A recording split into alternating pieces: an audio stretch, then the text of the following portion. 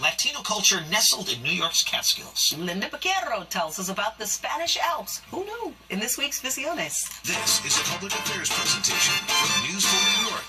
Visiones.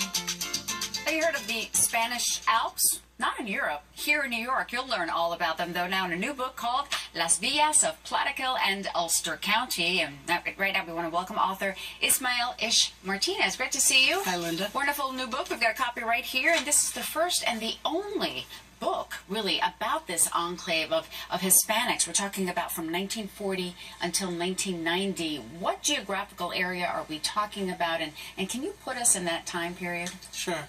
We're talking about a little town called Plattekill in Ulster County. It's about maybe 70 miles north of New York City in the foothills of the Catskill Mountains. And you tell me you spent summers up there. Tell us what it was like. Yes, actually, I lived in Plattekill. My parents moved there from the Bronx, raised all their children up there.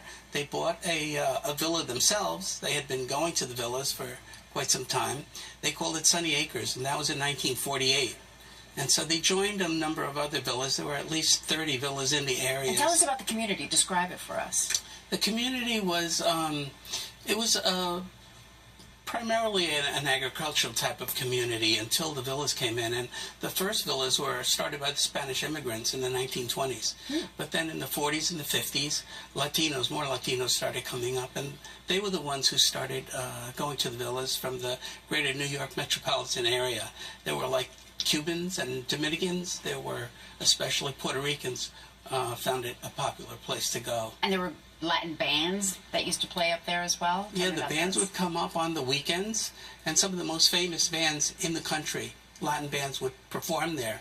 Bands like Tito Puente, Tito Rodriguez, Joe Cuba, and you Paul even Marys. Right, your book has a foreword by Tito Puente Jr., as a matter of fact. But what happened to these communities in this area?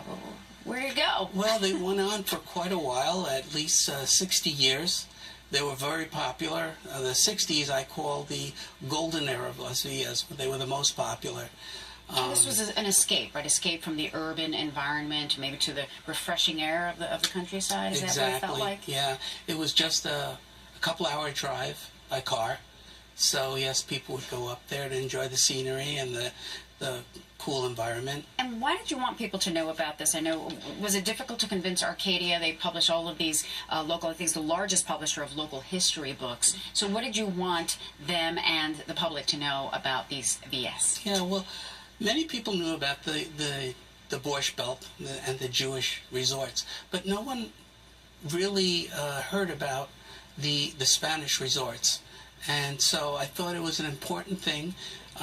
Hispanics being a very large part of the population today, and I thought that they would be interested in knowing about this unknown history. It is really unknown. I'm always fascinated to learn more about it. The book is called Las Villas of Plattekill and Ulster County, on sale now. Ismael Martinez, thank you so much for bringing this rich history to us. Thank you very much.